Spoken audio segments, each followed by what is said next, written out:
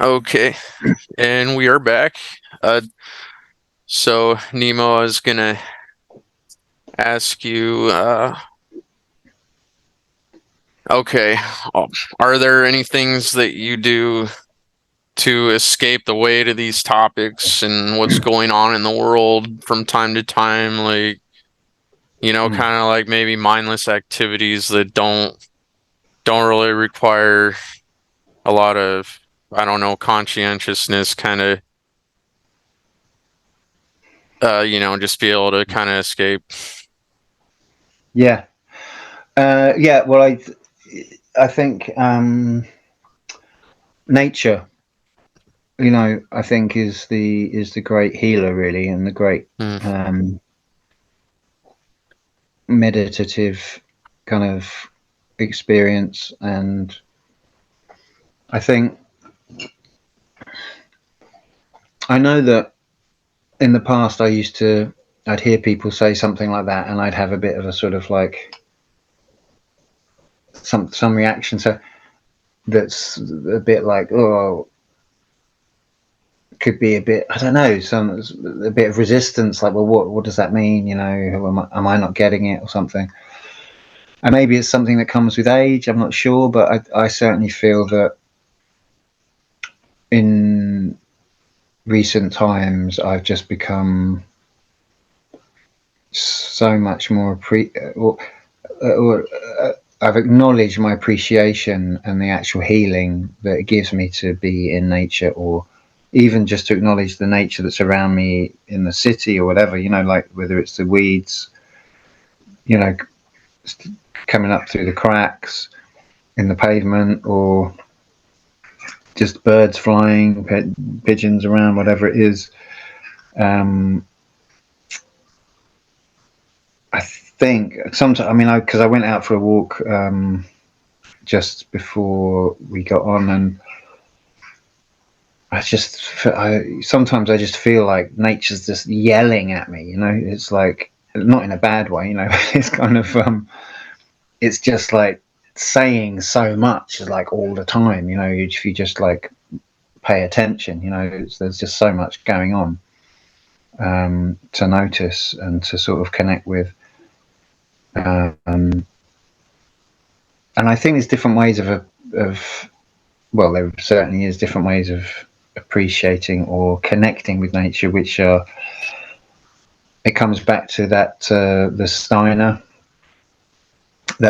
talk, the from the conference, where it's this difference between, and it's kind of a subtle thing, but if you just take a tree, for example, plant, as a plant here I'm looking at, so I can either just use my eyes to look at the tree and sort of, I don't know, somehow assess it aesthetically, or make some judgment about it, or you know think about it, or I can actually engage with it as a spirit, on a spiritual, spirit to spirit kind of thing. And for me, that's something that's, I don't know, it's subtle, but I think it's by its nature, it's subtle. It's like, it's not something that you can just kind of turn on or off, or maybe it is with your intention, but it's like a subtle thing to understand. And I think that's something that certainly nurtures my spirit more and more, is to just find, so if I'm walking around, I mean, I'm always just stopping to take in some little detail or something, or just to appreciate it. And it's not just a sort of visual thing, it's much more of a, um, yeah, it's kind of on a spiritual level, to really kind of connect with the living world that's around us. And it's just so magnificent. And I mean, it's beyond, there's no words, that are good enough for it. And it continues to thrive, no matter how much, microplastics we chuck at it or whatever. It's not giving up, it's just going to yeah. keep being boundless. And So in that sense, I think it's kind of an endless source of strength and inspiration, and so, and I like to get my feet on the ground every day. That's kind of part of it. If I can, I'll walk barefoot, and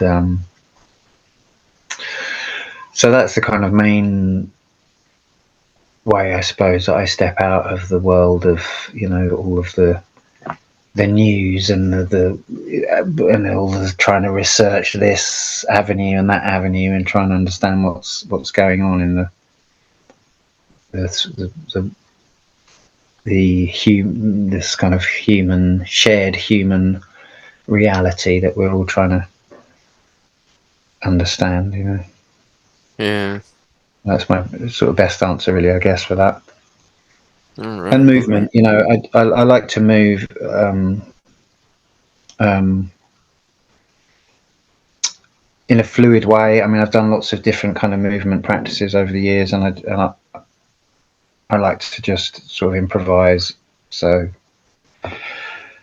using all different kinds of forms, like from qigong and tai chi, and to Okay. some degree yoga, and just improvise movements and stretches that feel good for me at the time, and that kind of thing. Just get into my body. I like to do that. Yeah. You know, That's really cool. I those are the main things. okay. All right. And yeah. Um, yeah, I guess for me, man, like, I do lots of little stupid things like play play games or right now I'm kind of going through Seinfeld reruns Oh yeah, and noticing a lot of things in it, without yeah. really looking for it, but it's very interesting. So I guess Mm. that brings to mind like every character on that show is pretty much like a horrible person. I mean, Yep, they'll yep, blatantly lie to their friends, and then it's yep. not even an issue. Like, oh, you broke my trust. Like, the next day, Mhm. everything's fine without Yeah. even a second thought. Kramer might be like the only one that has any morals, and he's the crazy one, and he's the conspiracy theorist, and Mm, mm, it's, mm. and I mean, I guess that just speaks to the conditioning, but Absolutely. I just read a book by this guy David Mitchell. He wrote Cloud Atlas and a few other books. I read Cloud Atlas years ago, and I don't know why I read this book. I just happened to pick it up, and I picked it up. It's easy to read, so I read it. And he, I was kind of thinking about it afterwards, and it's just such a familiar thing that I watch. Come to the end of a film or a book or something, and I go think about all the characters, and I go, oh yeah, they're all psychopaths. All psychopaths. It's just so normal. I Most sitcoms, Friends is the same. They're all psychopaths. Or sociopaths, whatever. They're all basically uh, completely uncaring. you It's think quite. there's any character on Friends that might be Oh maybe a gosh, more moral example, or do you think they're all equally horrible? it's a long time since I've seen it. I know. I did watch. Someone had done a clip where they'd cut out the laugh track of a scene, and so it's just people being horrible to each other. Wow. It's kind of Oh, like that that's cool. there's nothing funny. It's Jeez. just like this is horrible. Yeah, I would I yeah. would like uh, jump to like maybe Phoebe without like thinking about it. Like she'd be the one that I would expect maybe if there were somebody Yes, who would probably. have Yeah, and better she's morals that it would be her, and she's the weirdo. Of yeah, course, we exactly the see same. Yeah, yeah, this theme a yeah, lot. yeah, yeah, yeah. I know it's funny. It's a sad thing. I mean, I was listening to something the other day that was about. I think actually it was Crow 777. I haven't listened to him very much, but it was a thing. I listened to some of a thing of him talking with someone about Tavistock and um, music. Pop Mm, music, basically culture creation, and that whole kind of subject. And they were saying, it can be that it can sort of ruin your enjoyment of music to a degree, yeah, because and art and films and everything, because you just end up looking, going, well, I'm just seeing like programming, just I know it's weird, exactly. It's I don't see music the same anymore. It's a lot harder for me yeah, to get into it because of that, which is why when I find people like you who have the right mindset and you're creating music that actually sounds good, that's awesome. yeah, Like I kind of seek out things like that because I yeah, want to kind of renew my love for music. Um, yeah, yeah, yeah. It's funny. I mean, yeah. I mean, the crazy thing now in music is there's just so much music. I mean, yeah, I don't know if I assume it's still the case, but I mean, I read that there's 65,000 new songs on Spotify every day. every day. Wow. Yeah, you couldn't possibly listen to all Yeah, of I mean, it's just it. Jeez. so you think, well, okay, what's going on here? Because the bar is now so low. Everyone's got a computer. Everyone can make quite polished sounding music. Everyone, everyone's got a camera. So it's like, so everyone can do it. Everyone can be a pop star. But Yeah. except obviously no one can really. But yeah, and then the pop scene just seems to have become so extraordinary now. I mean, obviously I don't really pay any attention to it, but when I do hear bits of it, I just think, oh my gosh, it just sounds. I don't. Yeah. I just don't know it's just a big mess. It's pretty extraordinary. I know once in a while I'll still, find a song that I like. I Yeah. actually was just listening to this band, Bad Omens, I think. I heard one of their songs on the radio, and so it inspired me to look up their album, and I listened to Mhm. the whole album, and it's pretty cool. But it's probably still coming from the same mindset, and it sounds cool, but it's um okay. Yeah. One thing that so last night, because I do drink sometimes, and sometimes I'll have ideas when I'm drinking, and Yeah. music seems to vibe with me a lot more when I'm drinking. And what I thought of is, okay, so you're probably familiar with the whole 440 hertz versus 432 hertz Hmm. thing.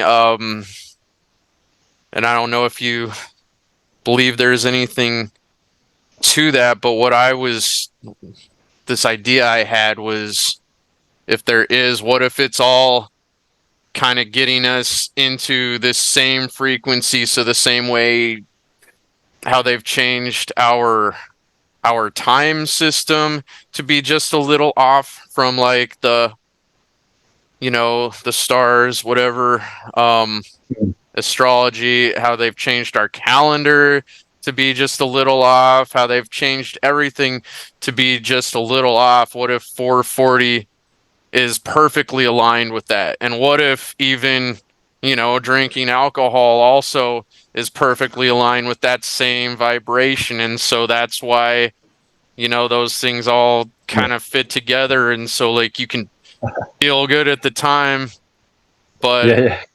it's getting you into the frequency that you should probably be moving away from. Does that make sense?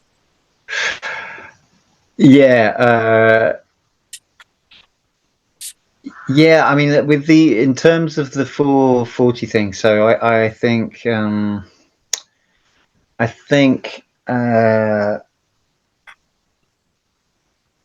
I think music is, if you think historically what music has been, um, it, it would have always been very, things would be out of tune, really. You know, things would, so really, to me, the main issue is that everything is in tune. It doesn't really matter what that pitch is. It's just the fact that you're just hammering the same frequency all the time. That doesn't seem natural. Well, it's not natural. It seems unhealthy to me that you would want to do that.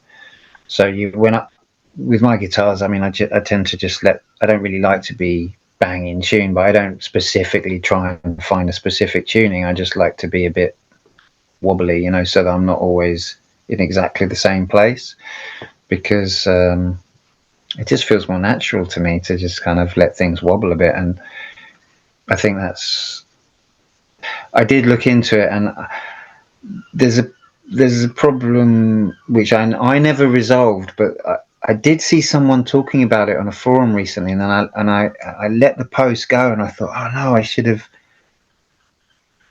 have followed that up, because it was curious, because they were arguing that the second is a natural division of time, and I was trying to work out how that's the case a few months ago, because I was chatting with someone about this whole subject, um, and he's into like solfeggio frequencies, and he's got this kind of whole healing system based on different tones from the solfeggio frequency, solfeggio, range of frequencies, whatever you call it. Uh, so I was trying to work out, well, the reason it's 440 or 432 or whatever it is because that's how many vibrations there are in a second. But then what's a second? That was the Yeah. question. Like, why? So anyway, it's a big subject, and it's a bit of a crazy one. But to me, I just feel like, well, music is very mysterious, and music is something that takes up so much of people's energy and time and attention, um, and no one can explain why, really. I mean, you can say, oh, it brings people together. Well, why? You say, oh, it makes me feel good. Well, why? Yeah. Oh, it brings back memories. Well, why? It's like oh, I like the groove. Well, why? It's like none of it really makes sense. It's like it's Right. not Like you can't put no it into logical. words, right? Sorry. Like you can't put it into words Yeah, because there's no logical it's about explanation. vibration, which Exactly, is it's about where vibration. that Yeah, all comes from, where words come from, and yeah, yeah. exactly. It's vibration, and so to me, I just like the idea that you don't have to be in any. There's something. Well, it is unnatural to sort of say, right, we're all going to be in this exact frequency all the time, but then saying that, the equal tempered scale that we all use now all over the world is also, it's a big compromise. I mean, really everything in music is a compromise when you really get down to it. If you think about music theory, it's all about compromise. It's kind of strange, um, Hmm. in terms of, you know building an instrument, for instance, like the only really pure instrument is the voice. What if you actually,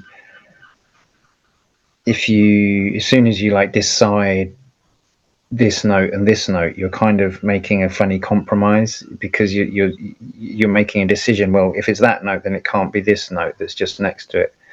You know, Yeah. it's quite a it's very subtle kind of thing to Well, understand. do you think the concept of notes was discovered or manufactured? Because I know, for instance, if you're listening to something and it just sounds off, it can be kind of, not pleasant to the ears. Is that Yeah. because we're used to hearing certain notes? Could the whole musical scale have been invented completely differently and still work, or did it have to be those notes? Well, no, it didn't have to be. And I mean, and I like listening to. I've been listening recently to some. Oh, now I'm trying to think of names. I've got a few tracks that I like that are pianos tuned not to. They're tuned to people's different ideas of. So it's not equal tempered pianos. It's like some different ideas, and I like that. But I tend I like to stretch my ideas, same way I like to stretch my kind of thoughts. I like to sort of try wacky things and see. Well, do I like this? Do I like the strangest? Let's find the strangest music there is. To see if Yeah, I like it. yeah. So, but I mean, notes. If you look in, you know, there are. You can kind of derive. It's quite easy to derive the notes that we do use in a logical way from one note. You know, I'd say. So Yeah. there is a sense to it, but then there's also a kind of rigidity to it. But then, what are you going to do if you want to have a piano? You have to make a decision. If you then want to have another piano, well, it's going to be the same, isn't it? What, you're going to make a piano that's out of tune with the first piano? It Right. doesn't, you know. Yeah. So whatever you decide on, well, that's gonna be what everything else is based on, basically. Yeah. So, So that's what I mean. But even if you, as soon as you deviate from just one note, you're kind of already going, like, you're adding uh, a lot of uh, disharmony, really. A lot of I can't think of the word right now. But, discord. You're adding discord. mhm, If you sing two notes, any two notes, even if they're in tune, the harmonics of them, the upper harmonics of them, won't be in tune. they have to be in the right And key, in the and same even key. if even within one note, the harmonics are very strange. If you listen to them, they don't really sound in tune in a way. If you can probably find, if you look up the harmonic series on YouTube or whatever, you'll find someone going. You'll just be able to hear the harmonic series, which is all the notes from one that make up one note Okay. that manifest out of one root note, Yeah. and they're kind of odd sounding. They're kind of they're Huh. not really pleasing to the ear in a way. Yeah. So music's very strange. It's very mysterious. You've got things like the Pythagorean comma and these kind of mysterious things about music that where it sort of doesn't seem to make sense. But this is all inherent in just the frequency. So I find it all fascinating because obviously everything is frequency. So music is just like the realm that's easy or pleasurable for us to kind of play around with frequency, and we can kind of understand it to a certain degree. but anything that applies in music also kind of applies in all the other, in everything, you know. Yeah. I don't know. It's a way into thinking about the frequency that's inherent in everything, I guess. Yeah. Yeah. I think we could really learn a lot from the study of music and frequencies. I mean, obviously, it's a whole science, and it's being used in healing Mm. practices. I was looking into, let me see if I can remember, biofield tuning. I think that's what it was. And this Mm. lady, I had found her from Crow's health playlist, and she makes like, tuning forks and Mm. uses it to kind of, set your frequencies right, I guess. The Yeah, theory behind it being that if you have like one tuning fork and you strike it right next to another one, the other one will start yeah. vibrating at that same frequency. Yeah, Mm-hmm. and I think that's really interesting, and I've been looking into Mm. alternative health a lot lately, and I might Yeah. actually get one of those sets and kind of experiment with that Mm-hmm. because Well, it's similar to what my friend is talking about. I don't. I'm not sure how he generates the tones. I think it might be through some kind of synthesizer or something, but it's all based on the solfeggio frequencies, as I said. So, and he kind of his idea is that it's a kind of reset, you know, of somehow. I yeah, haven't experienced it. He said he'd give me a go, but it's there's it's definitely I'm open to it, for sure. Open to the idea that yeah, it's can do something. I mean, music has such a profound effect yeah, on us. It can just be the greatest thing in the world. yeah, yeah, At the right time. But then other times you just don't want to. You know, that's the thing, isn't it? It's about resonance. It's not like, oh, every time I listen to this song I feel better. No, that's not. It's not going to be that way. right, right, So, there'll be a yeah. time we go, oh no, not this bloody song. Maybe it Or has to do with kind of aligning to your emotions and what mm, maybe what you need at the time or what you're feeling at the time and mm, yeah, yeah. I mean, some of my favorite music that I've made has been in like improvised, totally improvised. I used to do a lot of improvised sessions, and I would sort of encourage people, non-musicians, to come. And if musicians were doing like things that were, predictable, like things that they knew that they'd learned, I'd kind of like discourage that. So it was about kind of going into the unknown, and some of that music was the most amazing that I've ever experienced because it was just it was absolutely of the moment.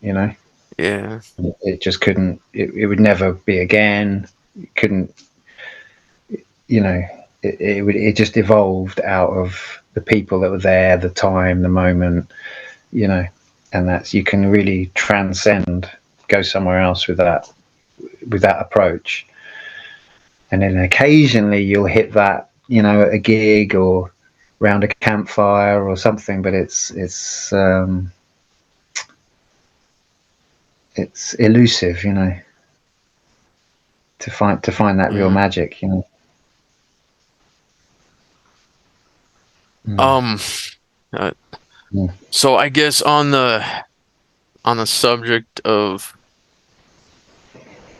I'm trying to think of how to okay, so I had looked into this a little bit because one thing I had noticed, because I'm also I like to sing karaoke, mostly at home, but I'll go to the bar sometimes. And mhm, what I notice, and I wondered if it was just a perception thing, but it seems as I progressed through the night, I would actually get better. After Mhm. having getting to a certain point of tipsiness, I guess.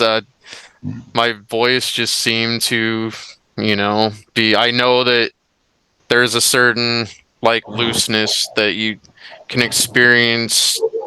That for instance, it's known that after having one or two drinks, your intelligence can actually slightly increase because it Oh yeah. relaxes certain muscles and there's Hmm. less inhibition there, I guess. But Yeah.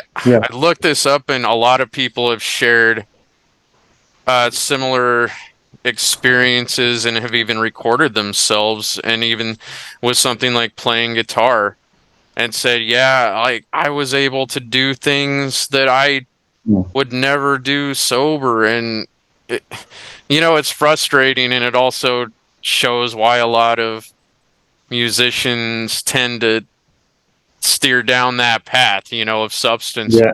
And,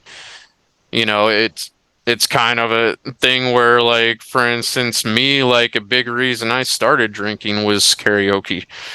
And now it's almost like, wow, That's fun. and I've struggled with alcohol, but it's, Yeah. Yeah. Yes. Well, I've struggled with alcohol as well, and I had to win, so I stopped. yeah, good for you, good for you. Yeah, yeah. But uh, yeah, I mean, there's definitely something there, but I mean, I think,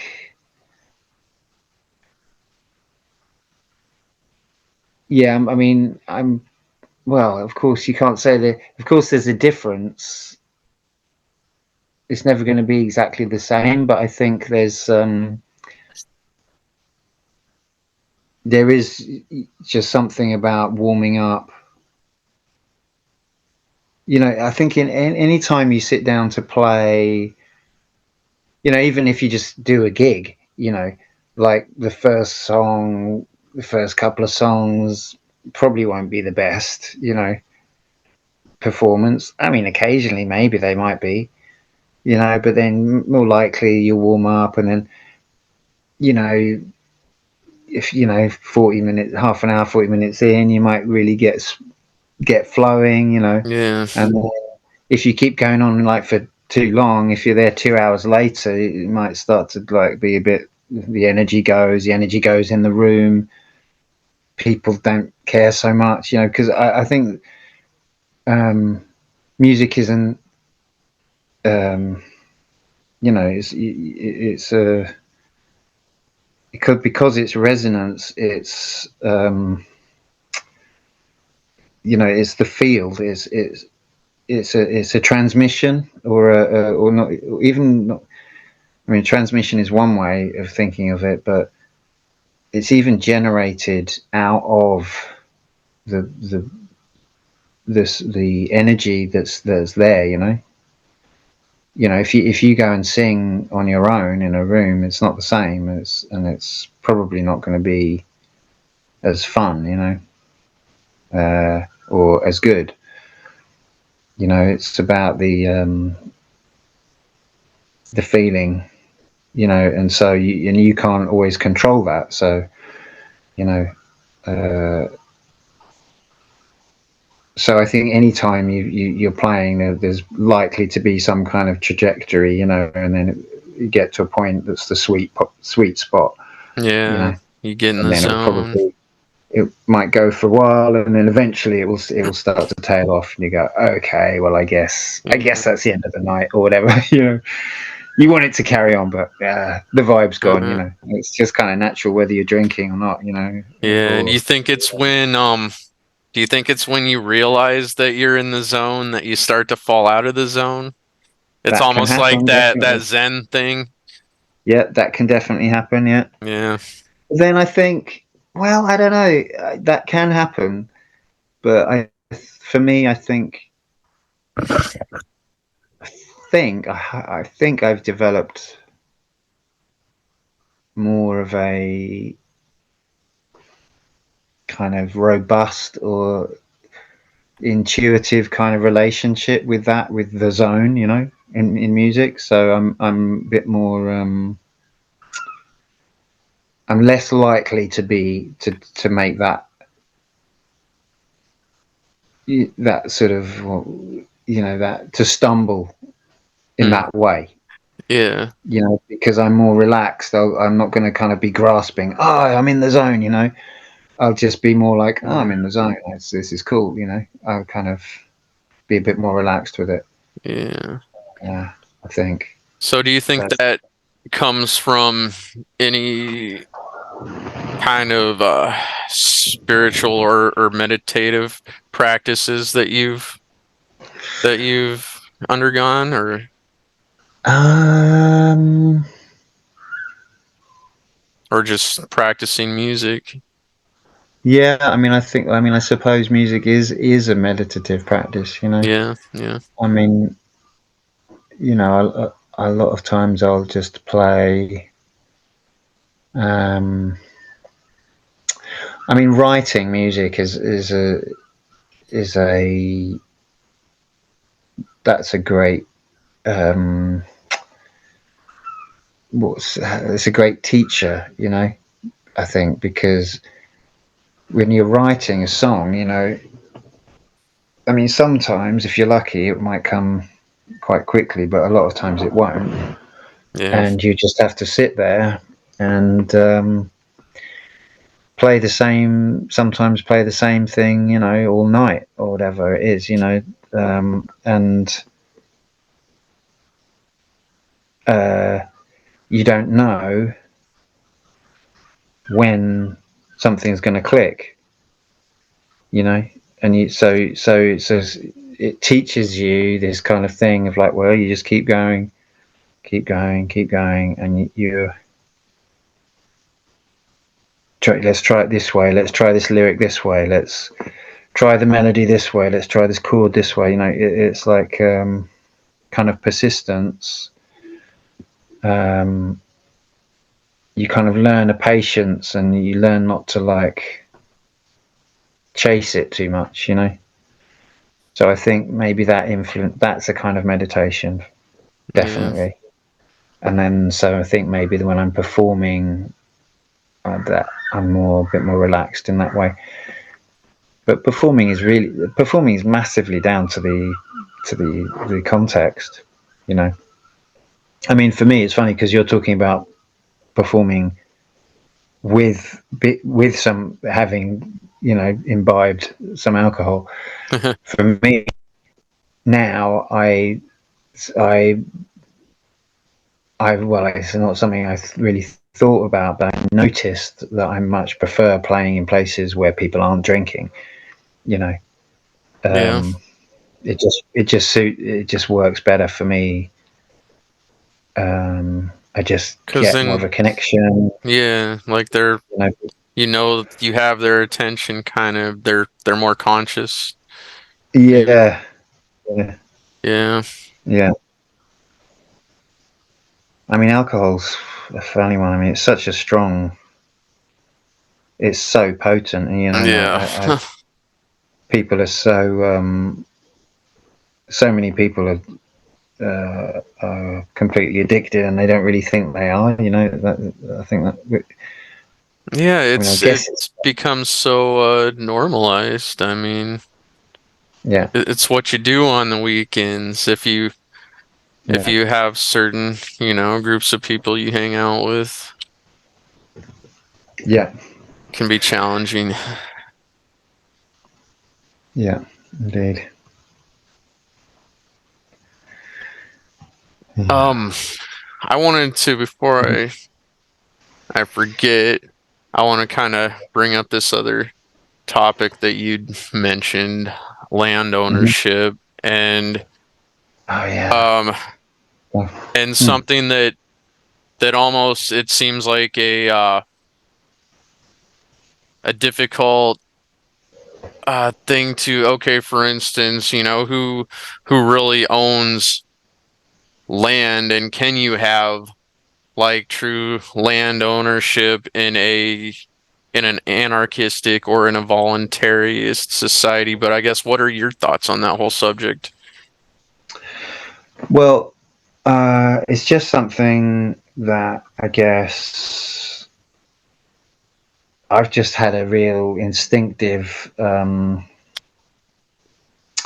feeling about, forever, really. I've just kind of, well, I mean, yeah, I mean, I remember moving out of my childhood home, the first time I had to move, and it was just traumatic and shocking and bizarre. I just was like, but this is my home. What do you mean we have to leave? This is my home. This is Yeah, where I live. You know, right. it was just like utterly extraordinary to me.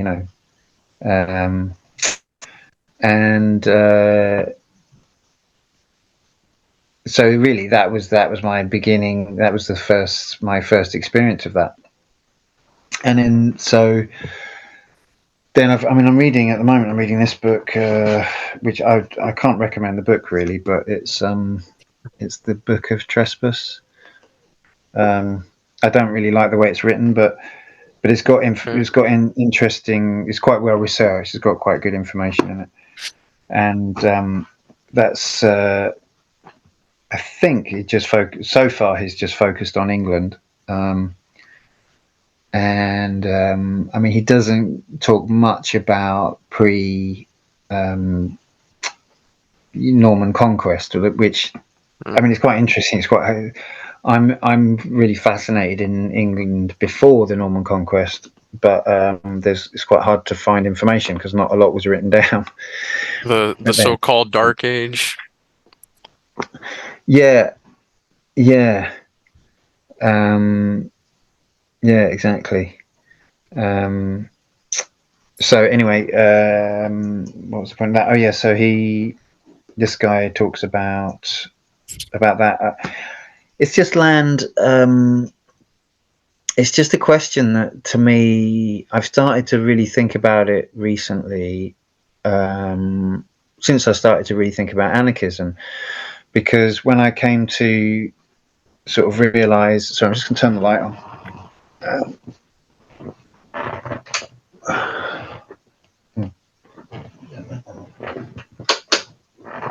Try that. Uh, yes, I started to think about anarchism, um, and I started to understand that statism is the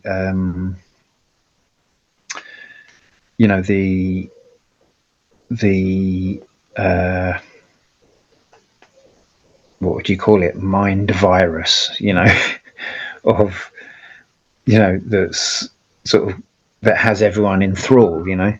I thought, okay, this is because I'd never heard, most people haven't heard of the concept of statism, you know Yeah. and so it was new to me, really, to think of it as a only anarchists talk about statism. No one else really. To everyone else, it's just a given. you know Yeah. uh, it's Yeah. like part of the furniture, and it's like, so it's never questioned.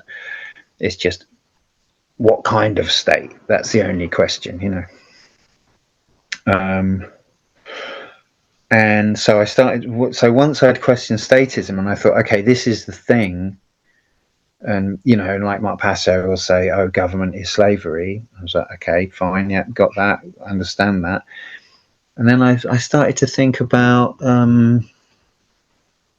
land, and I just couldn't figure it out. What I couldn't figure out what I thought about it, and I couldn't figure out, no one else was really talking about it.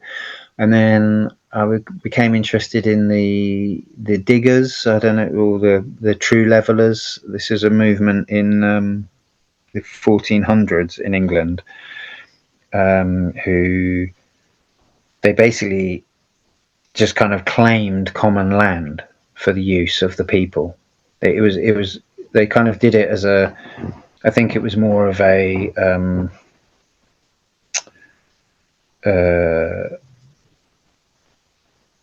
more symbolic than practical, probably. I mean, I don't really know, but they just started to dig common land, which there was in those days. I mean, now I don't think there really is common land. There's land that's, because basically all the land in England has slowly been claimed over the years. Um,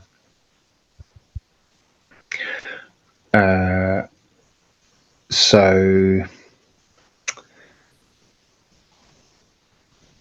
yeah, what he said, what Gerard Winstanley, who was the sort of leader of the True Levelers, what he said was, he basically said, well, land can't be owned. It's like trying to own the sea or the water or the air, you know.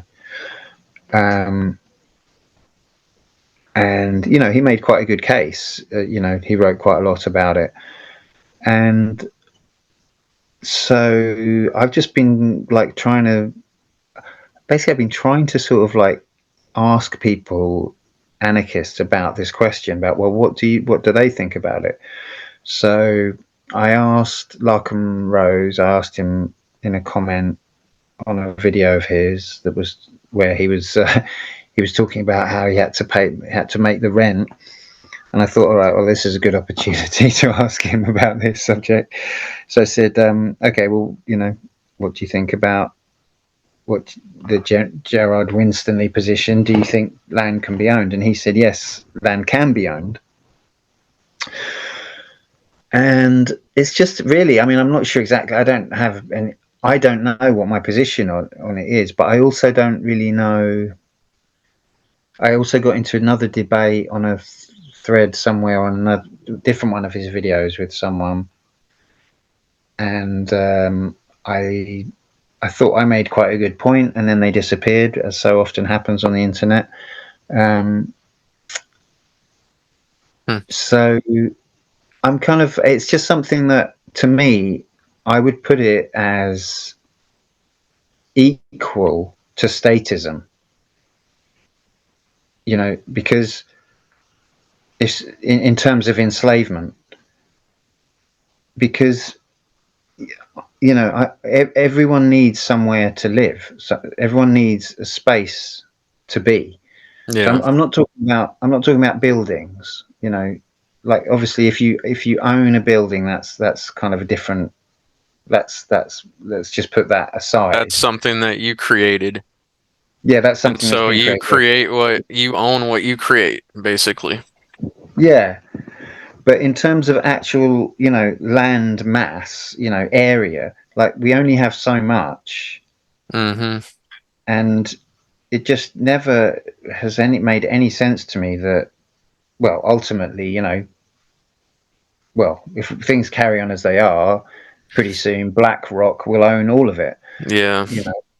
and but it doesn't really matter who owns it. It's kind of like there's just it just doesn't make sense that you can be born onto a landmass and you have to pay someone else to live anywhere on it. Yeah. You know, Yeah. it just seems like, what? That's like I already. It's like I'm already born into debt, basically. Mm-hmm. So I don't know what the answer is. In terms of, it's a tricky edge, because the debate that I had with someone, the only debate I've really had so far, someone was saying, this guy was saying, well, it's matter. So of course it can be, there's no difference between a hammer and the dirt on the ground, but there is a difference, because you can't, because you're talking about an area of Yeah. You can pick up the the dirt, but you can't pick up the area that dirt occupies. Like, yeah, exactly, yeah, there's a fundamental difference. So it's just something that I'm curious about, and I'd like to sort of. I've tried in I think a couple of places, I think, to sort of invite that debate with anarchists, because Yeah. I suspect that it's a bit of a touchy subject because it's I difficult. would assume that, like, Yeah, to me, of all the topics, that might be the hardest to reconcile. yeah, and I think the thing is, it needs to be sort of faced up to. I think, Yeah. you know, I can't really see how, you know, because, you know, in a fundamental way, I mean, what, you know, again, actually going back to that Hannah Maria um, video, you know, she talks about, you know, coming back to the land, you know, coming down to the level of the land, you know, come out of the cities, come back to the land, you know, come Yeah. back to nature, come back to natural law, natural relationships, you know, and well, that's just not possible while land ownership is as it is, you know, Yeah. it's just simply not possible. Um, so this is something I'm interested in kind of pursuing, but I don't know exactly how to. You know, I thought I might write something about it, but You know, yeah. maybe it needs to, maybe the mindset needs to happen first, and this kind of goes along with one thing I'd wanted to ask you about, as far as what would, you know, if we were to win this kind of, you know, battle or whatever that we're in, what would that look like? What would the world and the end result look like? And if you, okay, so if you were to have a society that did understand the value of natural law and lived by it, Mm. um, you know, what would there be need to be any set structure put in place in the regards of land? Because, okay, we're gonna respect each other's rights to be somewhere, right? So I guess maybe I don't know. I mean, maybe you would eventually come into a situation where, well, somebody, you know, has a better location or whatever, and maybe there, for some reason, two people kind of almost had an inherent perceived right to it, based on they both got in there at the same time or whatever. I don't know. If we're all respecting each other's rights and not imposing our will on each other, would there still be conflict over things like that? Oh, sure. I think there would. I think there's always going to be conflict. You know. Yeah. Um, uh, you know. I mean, I think a big. You know, I think the difference is, you know, is when you're like a world that is the, you know, a world of natural law, you know, where natural law is understood as the basis, is can handle conflict, you know. Whereas now we're in a world where conflict is the norm, as in, oppression is the norm, Yeah. and uh, uh, domination is the norm. The, submission to the will of others is the norm. Com- completely immoral. The standard of everything is immoral. Whereas in a world of natural law, it's like the reverse is the case. So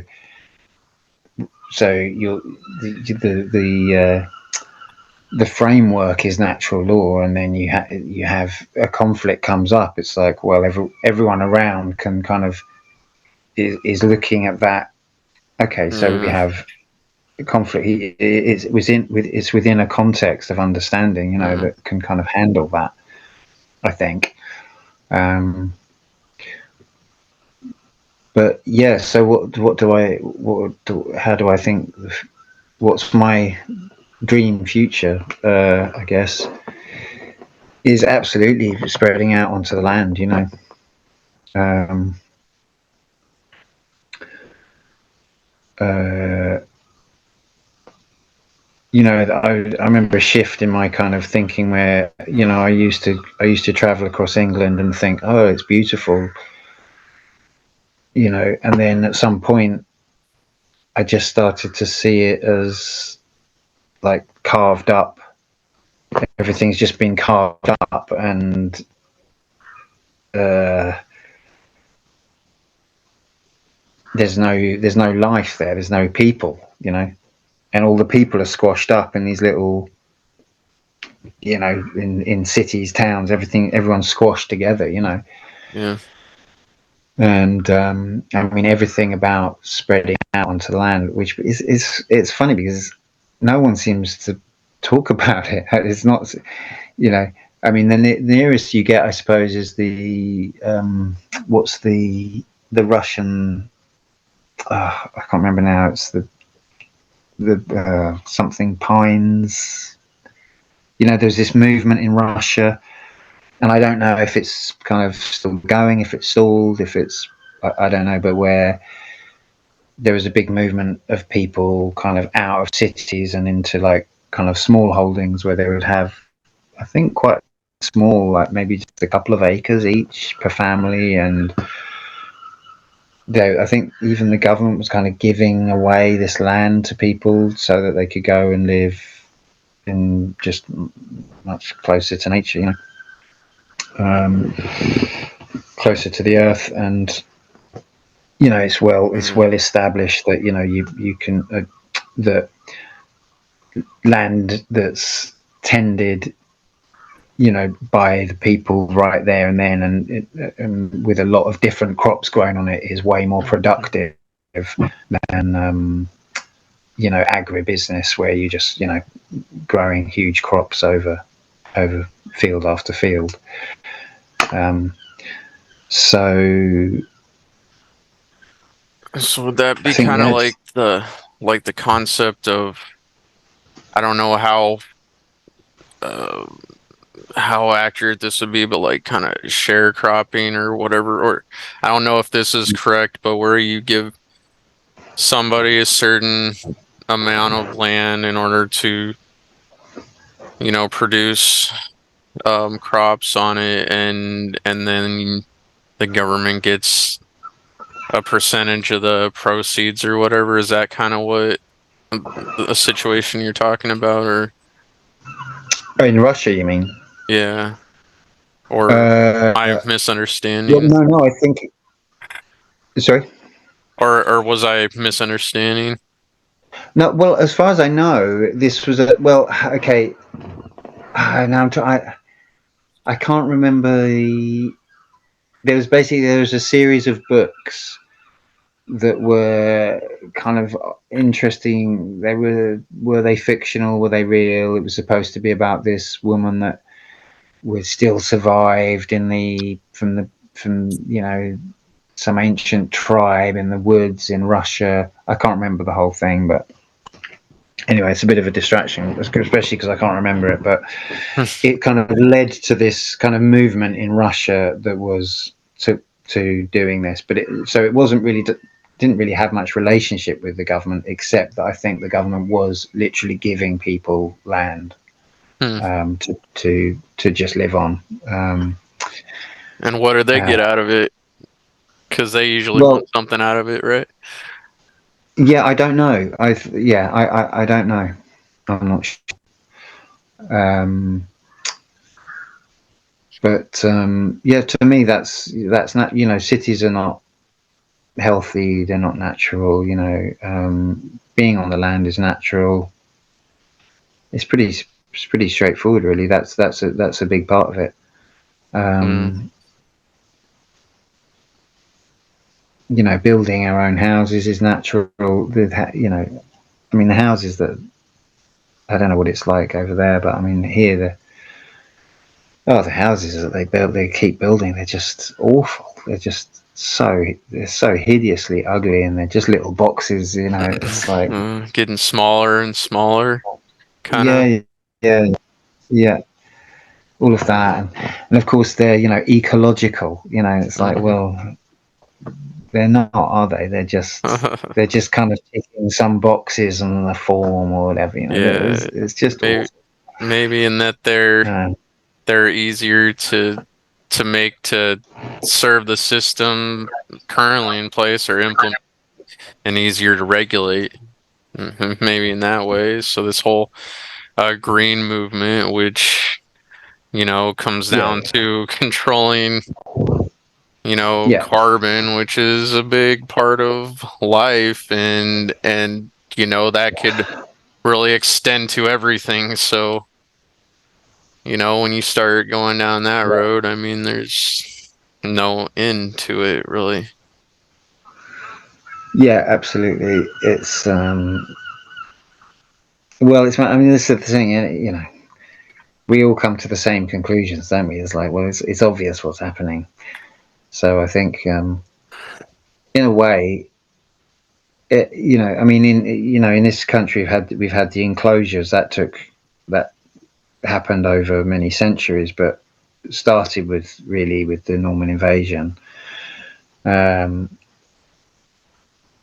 and it was just, they just took all the land, basically. They just took all the land, and they forced people off the land, and they forced people into cities, basically. And Mm, so, civilization, civil is, civic. It's related to the city, as far as I understand. I think it's as, that makes sense. uh, You're probably right.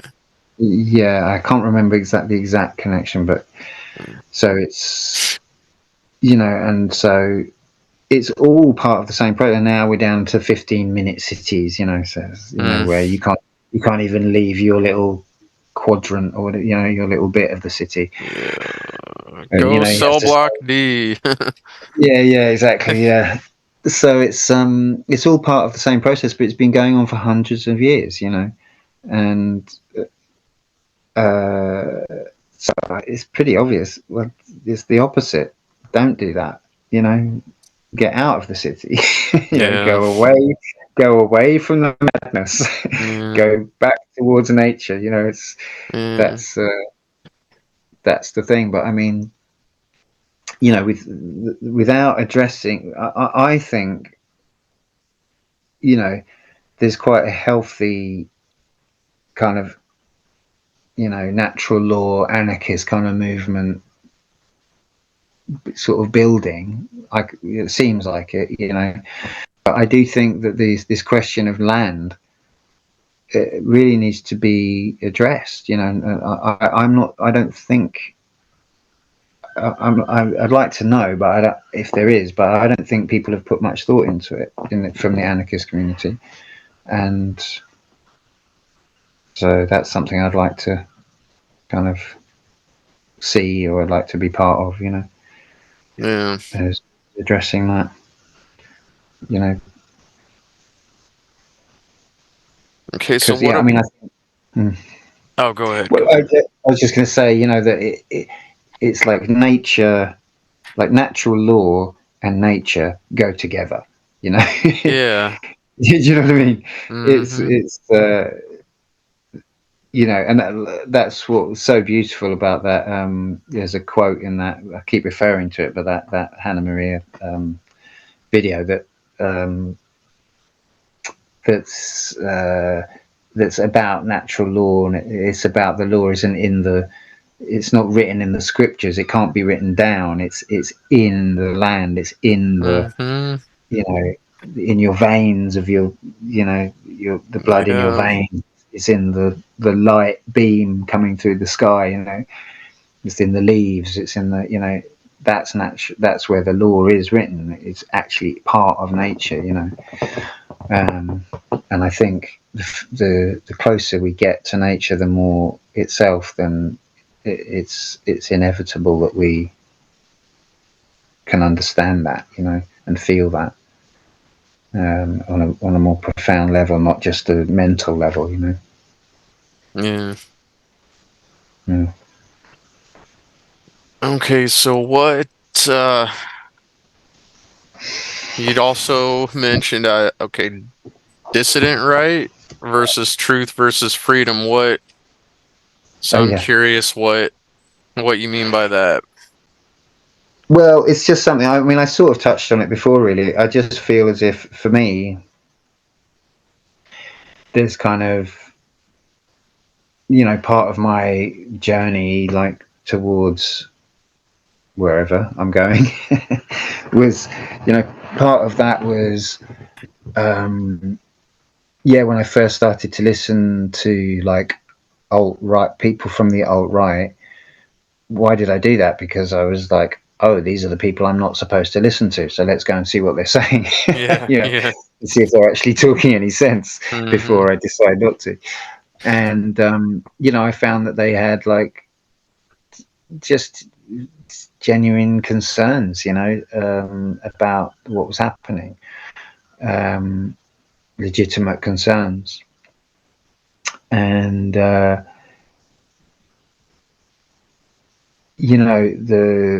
sort of, of course, there's a spectrum of course, there's all kinds of different people, but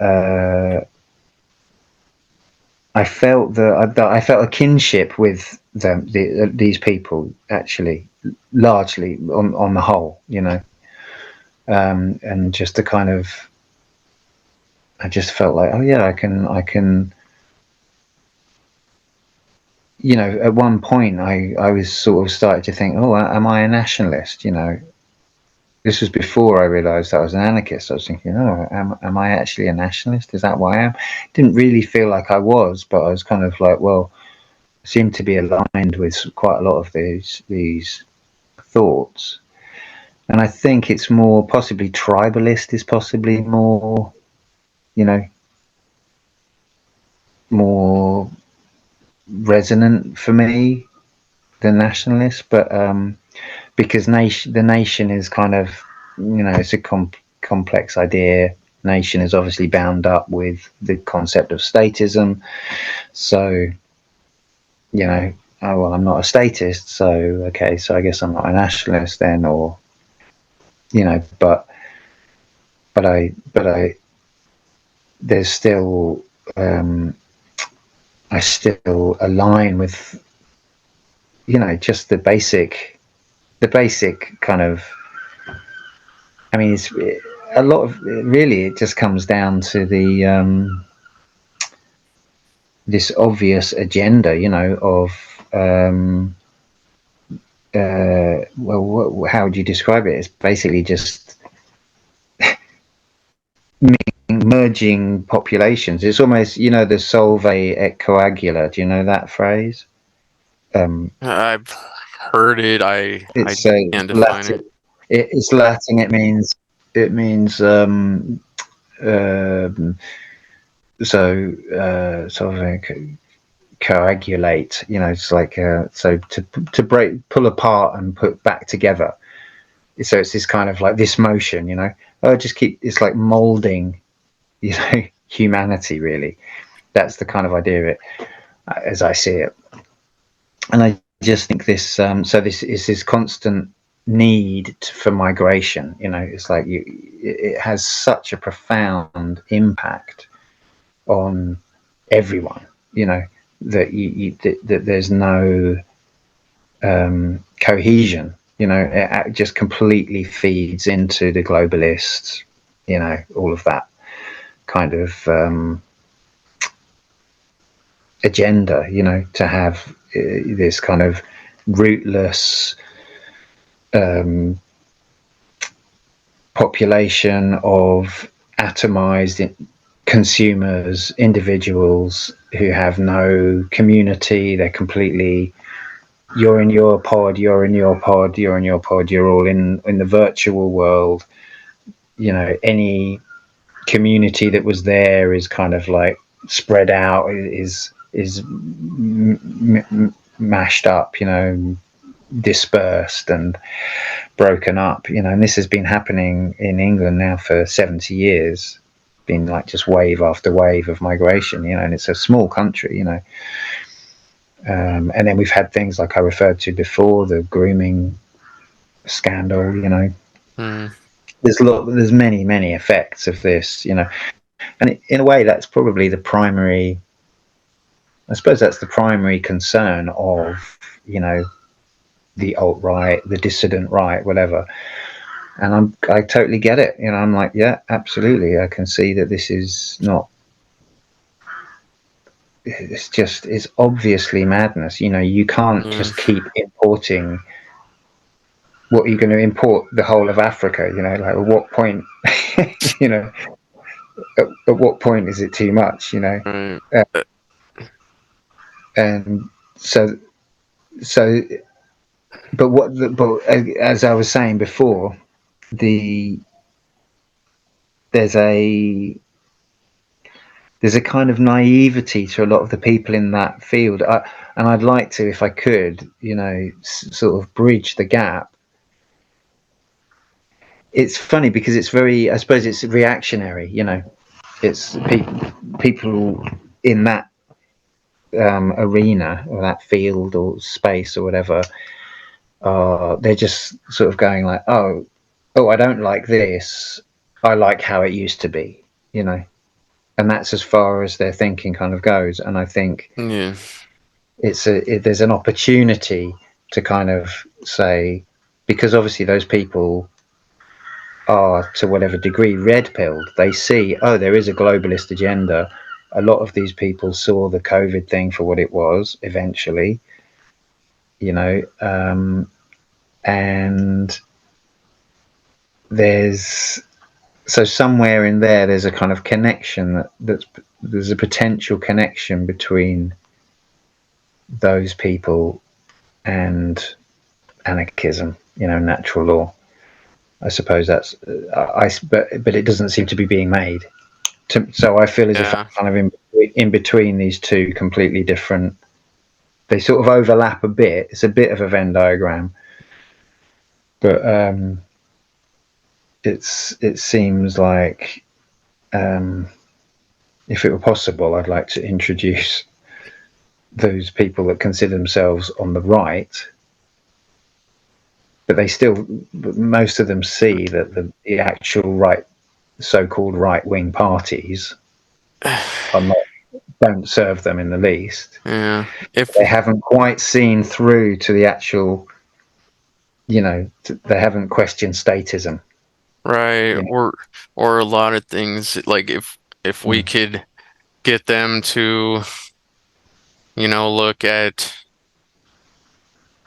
police, military, and religion Yeah, from a yeah, different yeah, yeah, perspective, maybe I think those are the biggest roadblocks that I see with that side of the political spectrum. yeah. And Yes, one thing yes, I'd, true. Yeah. yeah, like one thing I'd noticed, and I'm sure this was always present to some degree, but I think it probably increased with the whole QAnon thing, is like a lot of right wingers did kind of seem to latch on to the truth movement and and kind of as you said, they'd call themselves like red pilled and everything when, they're really only kind of seeing half of they're saying a lot of things that, yeah, you're right about that, but you're still stuck in these ways. And I wondered if a lot of that might be like intentional, in that, maybe kind of the establishment sees that, well, more people are gonna kind of be discovering that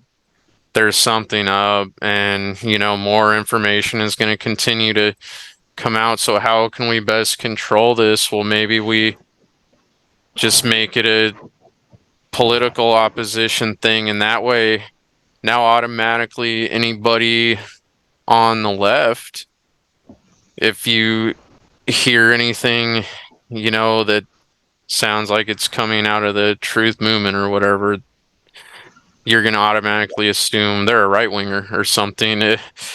But Uh, that's totally what's happened. I mean, and it's crazy. yeah, and so it's a really good way of, you know, keeping people categorized into these groups. Yeah. And now, they're still all subscribing to the status idea, and you might have a lot of people who come into the truth movement because they see, things aren't quite lining up, but then they get exposed to these right wing ideas, and so just end up becoming like a Trump supporter or something.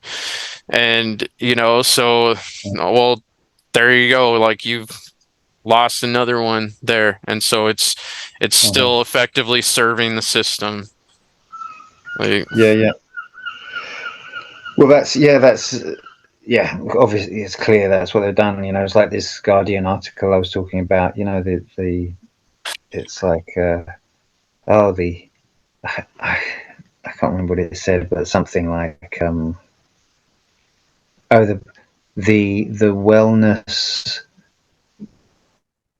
the wellness of fascism pipeline or something like that. So, well, hmm, it was basically talking about how you go to your yoga class or your meditation group or whatever, and then but now everyone's talking about far right conspiracy theories.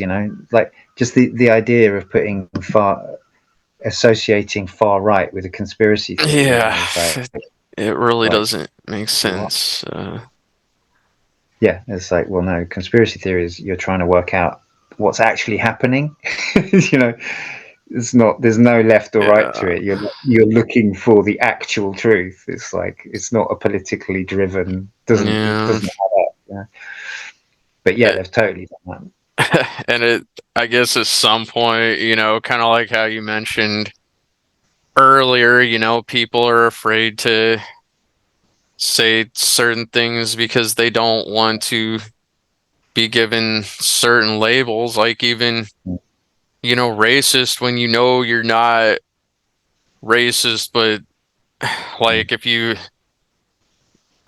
I don't know, it's a difficult topic, but I guess at some point, you're going to people are going to assume, oh, you think this, well, you must be a right winger, or you must be a left winger. I get called both, or Mm. whatever. And I guess at some point it's just like, okay, well, I just have to accept that people are going to, come to these conclusions, and it really doesn't matter. And Yeah, I mean, that but I can think be, that, yeah. Well, the energy has changed. I mean, I think certainly with racism, the word racism, I think that's just is lost so much power in the last year or two. It just yeah, seems like people just really don't care now if they're called racist. And I'm going to write a piece about this, but there's a spectrum of racism, and the and So it is possible to be racist and not and anti-racist, and that's how I describe myself. Like, I'm racist as in I like hanging out with my own tribe, like most people in the world. That's totally normal. I like hanging out with people who are like me. I'm just much more comfortable with people that share my history, my culture, my sense of humor, my music, whatever, everything, my my experience, my genes, the whole thing. Of course, everyone in the world, there's very few people in the world who aren't more comfortable with their own people. It's kind of an Their own ethnic inherent thing. It goes back to our origins. Well, as far as we know, as far as we know, yeah. Which we don't really know. you know, but But yeah, like but being aware of it, being aware of race and, and thinking that someone is lesser because of race, those are two completely different things, yeah. Well, so the and other far side of the spectrum is supremacy. Where you think your race is better, and then beyond that, you've got where you actively want to destroy a specific other race. That's the far extreme. I'd say. yeah, and I And don't think a lot of people actually, you know, think that. I mean, I'm sure, there are extremists. Well, we know there are, but how much of that is also kind of implanted too? Like for instance, the KKK. I mean, we know that they've been affiliated with, uh, what do I want to say? Like a lot of these, secret societies and stuff. I think I it's never just figured out what another tactic. What's that? I just never really figured out what the KKK were about. They just always seemed like a really weird organization. I just was like, Yeah, what you wear these things? Well, I just couldn't get my head around it. yeah. I Just mean, it's ridiculous, and oh it's no, and then didn't I just see now the KKK is back, but now they're like they're woke or something. I'm sure I saw this headline the other day. They're that like, doesn't I seem can't. to. It was Uh, Yeah, it was something really. uh, They just always seem very strange. you know, it, I don't know. I think, and the, it comes down to, for me, like language again, because just the more we keep separating people into categories, skin color, religion, whatever, political beliefs, sexuality, like the more we just keep doing that, and it seems like we keep coming up with more and more and more groups. I mean, then that's just like driving us further away from, you know, unity and, I mean, nature. Well, that's intersectionality, isn't it? I guess it's like so you you you keep subdividing everyone up and until like until it's just you. Divide and You're conquer. It's just another, yeah. Until it's just you. You're in your own category. yeah. It's just And I me mean, here. individualism is great, but how much of that is about the ego, though, and really just us wanting to feel like we're the star of this movie that we're in or whatever. I mean, Yeah, individualism. Well, yeah. I mean, it's great to be able to think independently and speak independently. I mean, I think it's like um, what's that? The fear of being rejected by the tribe. That's been so abused, yeah, and used that fear that I think we do need at this point. We need a lot of individuality just to break out of that, you know. Yeah. Because it's it's numbing people's minds completely, isn't it? It's like people are Yeah. to the point where, you know, it's this ideological thinking where you're not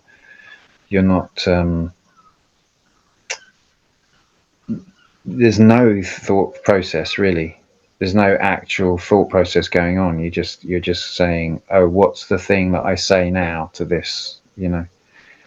Yeah. What's the required response? what's what's the thing I've learned to say in this situation? You know, Yeah. Yeah. it's Kind of like, like identifying with, a certain, as Clint Richardson, which he got from the Bible, which he you know, and a lot of other people just say is actually meant to be just a law book. If you and can be put in a completely different context if you look at it like that. But he says we're warned to stay away from flattering titles.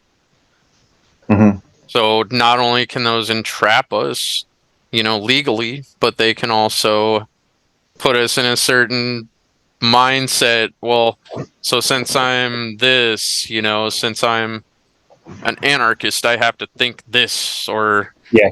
whatever. Yeah. Mm. Yeah. Hey, look, I gotta make myself some food, I think, before it Oh, gets too okay, late. man. Yeah. I don't know how long we've been going. Yeah, it's been, man, maybe like 3 hours. This has been an awesome talk. I Oh feel no, like it's we been, could have kept this going.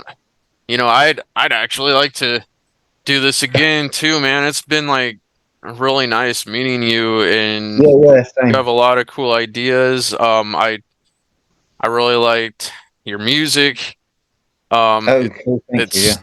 man, it's right up my alley as far as I kind of hear the. I don't know. It reminded me of Sublime a little, but also, I know. you kind of got the Like, funk. is that a band or What's that? is that a band or I don't Oh, know them. Sublime. Yeah, yeah. You probably heard like Santeria and things like No, that. no, You haven't heard Santeria? I, I don't know. I don't recognize the name, Okay, but I'll maybe. I'll send you I'll send you a couple links. I'm sure you.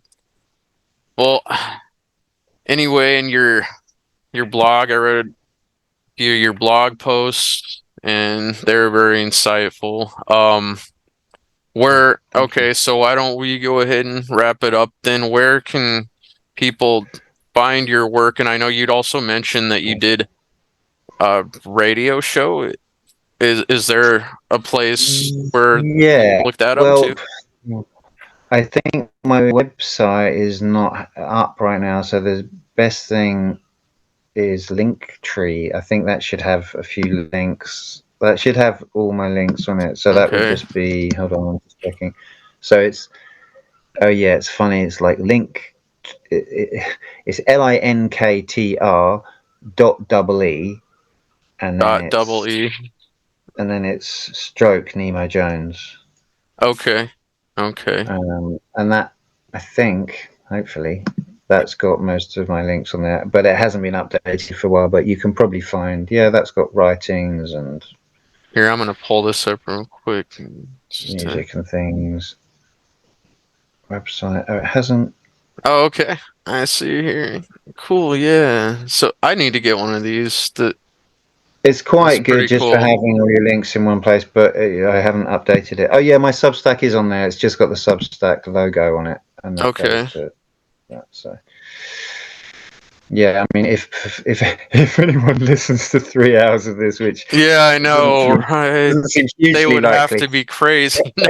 they would have to be crazy. But if they do, then yeah, probably if they're that way inclined, then probably they'd Yeah. get the most out of my blog. Maybe I don't Well, know. and I can post a link when I post the video and everything too. Sure, yeah, But and yeah.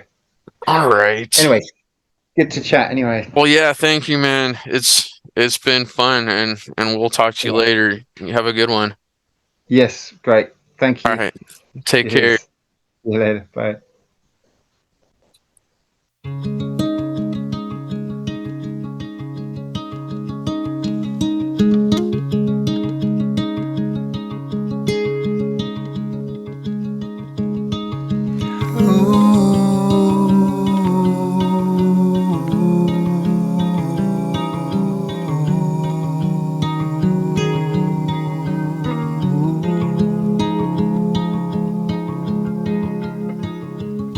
The one thing I love above all else is the one thing they shoved up on the shelf. Some dreams will never die. Some never figure why they won't take our freedom away.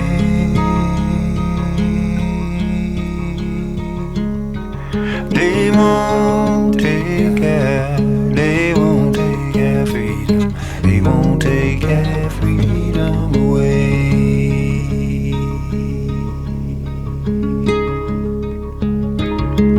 The one thing we share is our love of life,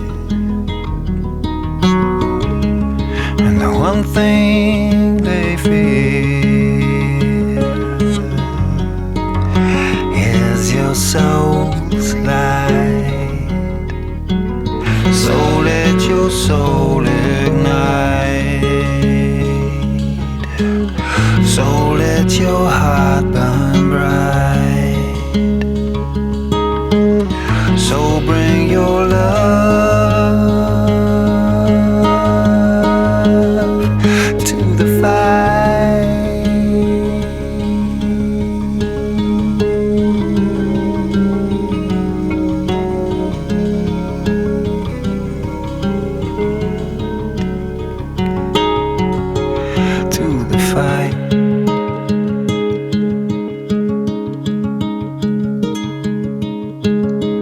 They won't take our freedom. They won't take our freedom away. They won't take our freedom. They won't take our freedom away. They won't take our freedom. They won't take our freedom away. So you're humane and free born to stay. They won't take your freedom